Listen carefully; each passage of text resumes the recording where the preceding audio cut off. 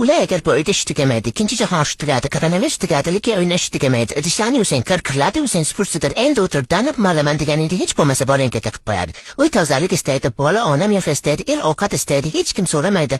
Bu xotin nima istaydi deb sizga aytsam deganlar bu hol va asabizda eng kulminatsion nuqtasi eringiz nima qilib charcharing, uyda o'tirasan-ku deganda bo'ladi. Shu paytda miyangizda nimadir portlaydi. Zamon o'tasi ushbu bilan asosam deb xayol qilasiz. Onalarga hatto kasal bo'lish ham mumkin emas. Axir sizda qildi joningiz bor-ku-bor er test maqsad darrov vaziyatnoma yozishga tushadi. Datimiz bir bo'lsa chetdagi yurakchani qiynamasdan bosib tiginingizga tez samolyotchani tushirib qo'ying. Kommentlarda datingizni to'ston qilib o'tirmang. Babibsan hech kim eshitmaydi. Ular 2 bolali bo'lsa onalik rejimiga o'tadi. 3-bolada zombi holatiga. 4ta bolali bo'lsa yashab yurishni o'zi mo'jiza. Bolali onalar kunda faqat bir marta hojatxonaga bemalol kira oladi. U ham eshikni orqasidan mahkam ushlab turgan holatda. Ko'p bolali onaga qachon oxirgi marta dam olgansiz desangiz, pasportini chiqarib bolasi tug'ilgan sanani ko'rsatadi. Ko'p bolali onalar bir dona tana, 8ta quloq, 9ta qo'l va uzib tashlangan nerv tolalari bilan yashaydigan super organizm. Ko'p bolali ayolning bir haftada kamida 2 marta hammadan qochib ketaman degan rejasi bo'ladi. Ammo 10 daqiqada bo'pti, faqat 1 soat dam olsam bas rejimiga o'tadi. Bitta bola ayolga ona bo'lishni o'rgatadi. Bitta bola sabr qilishni, 3ta bola esa bosh og'rig'iga chidashni, bitta bola ayolni nerv tolalarsiz yashashga o'rgatadi. Ko'p bolali onani ko'rgach, voy bechara deb rahmingiz kelmasin.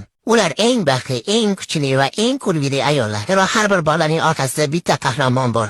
U ham hozir mana shu reysni ko'rib, jilmayib o'tiribdi. Ko'p bolali onalarga jo'natib qo'yamiz.